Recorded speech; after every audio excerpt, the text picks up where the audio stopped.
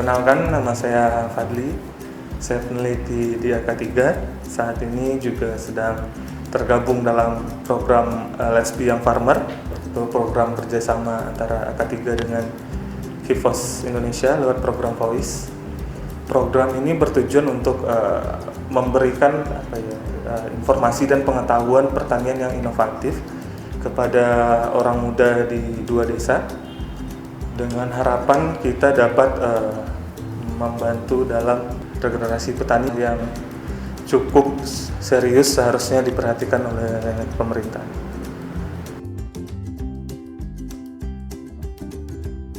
Sebenarnya banyak hal penyebab generasi muda nggak mau bertani. Ada yang sifatnya karena keterbatasan akses lahan, karena tidak ada lahan yang mereka bisa manfaatkan. Atau kemudian memang orang muda yang lebih suka pergi merantau dulu dibanding ada di desa. Dan tapi yang kita lihat di program LBYF itu salah satu faktor yang cukup penting itu karena pertanian itu bukan merupakan pekerjaan yang menjanjikan bagi orang muda. Pendapatan dari pertanian dianggap orang muda itu bukan sangat kecil istilahnya.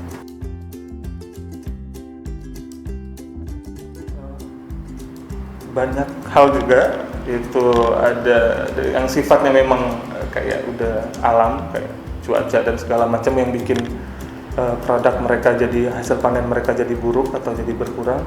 Tapi yang kita soroti itu dalam program LBYF, umumnya petani-petani di Indonesia itu masih terlibat dalam skema pasar tradisional. Kita nggak bilang pasar tradisional itu bukan berarti buruk gitu. Karena memang kebutuhannya juga menuntut untuk pasar tradisional sama ada. Tetapi pasar tradisional ini memiliki rantai distribusi yang panjang dari hulu sampai ke hilir.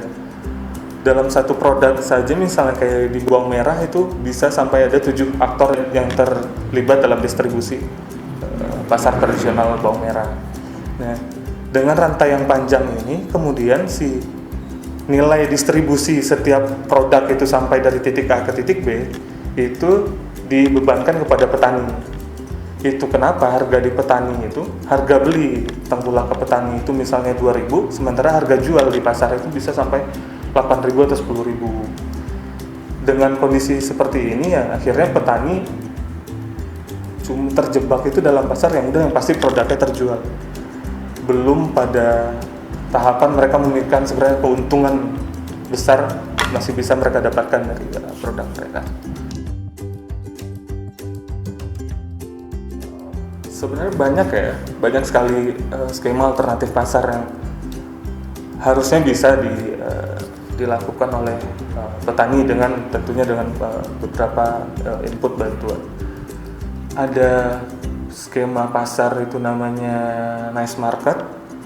Itu petani menanam produk-produk yang memang itu bisa dikatakan misalnya langka atau kemudian itu tidak umum ditanam oleh petani lain, tetapi pasarnya itu dia khusus, jadi untuk orang-orang khusus, misalnya buah bit kemudian buat orang kanker atau apa.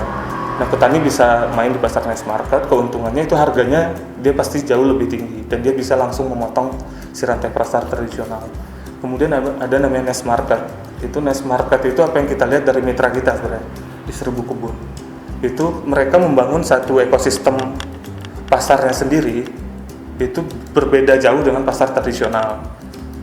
Cuman untuk niche market ini memang biasanya produk-produknya itu adalah produk pertanian organik. Kenapa produk pertanian organik? Karena untuk bisa mereka keluar dari dari rantai pasar tradisional, mereka harus pakai satu produk yang khusus. Nah, di niche market ini itu si petani kalau kemudian bermain misalnya di organik, itu mereka bisa memotong langsung si rantai dengan menjual langsung ke konsumer. Istilahnya business to consumer. Jadi dengan niche market itu bisa business to consumer atau bisa business to business. Jadi si petani kemudian bisa menjual produknya itu ke hotel, ke restoran organik dan segala macam. Kemudian sekarang juga ada alternatif pasar lewat e-commerce, marketplace kayak startupnya Tanihub gitu, yang kemudian juga membantu memotong rantai yang panjang ini dengan memberikan harga beli ke petani itu lebih tinggi 30% dibanding tengkulak tradisional. Jadi banyak sekali pilihan pasar sebenarnya yang bisa dicoba oleh petani. Nah, di LBYF kita mencoba semua jenis pasar ini sebenarnya.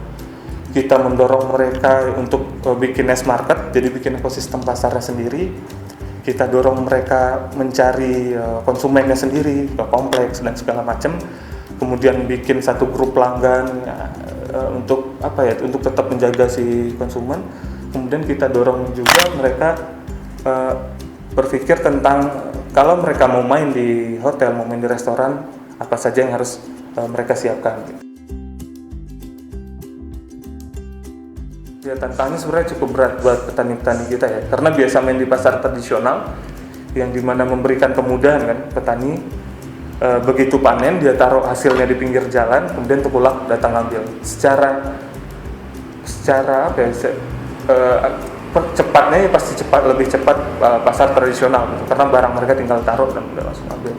Sementara kalau main di niche market misalnya, kemudian yang kita anggap bagus untuk memberikan harga yang ada ke petani itu tantangannya lah petani bisa apa enggak kemudian mencari konsumennya sendiri gitu, memikirkan kalau produk mereka cocoknya pada konsumen yang mana, atau kemudian berapa harga yang akan mereka berikan. Kemudian mereka juga butuh proses ya, butuh untuk lebih sabar dibanding pasar tradisional untuk mencari sendiri si konsumennya, membentuk sendiri pasar dia. Itu pasti tantangan yang besar bagi petani, karena dalam pasar tradisional biasanya ya udah barang begitu panen taruh pinggir jalan diambil tengkulak selesai.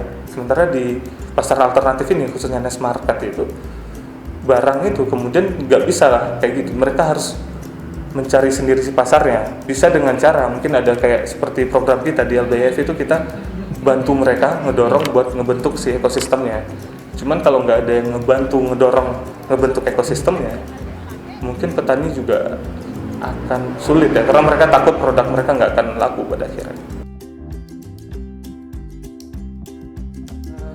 Pasar alternatif ini tentunya itu memberikan harga yang lebih tinggi dibanding harga di pasar tradisional. Sebagai contoh di program LBYF dengan kangkung organik itu kita jual dengan harga 7.000 per 200 gram misalnya.